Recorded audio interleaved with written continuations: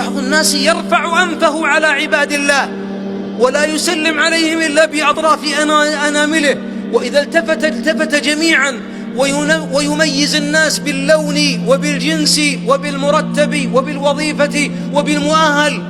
كل من رفع أنفه على عباد الله فإنه شقيق الشيطان، لأن الشيطان أول من تكبر لما قيل له اسجد قال أأسجد لمن خلقت طينا. الله أكبر يا شيطان، من زينك أنت، بعد أنت مخلوق من النار، نحن من الطين والله أفضل منه، لكن الشيطان أول من قاس، ولذلك قالوا أول من قاس الشيطان فهلك.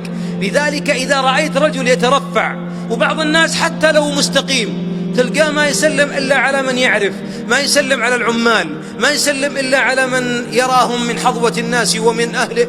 لماذا يا أخي؟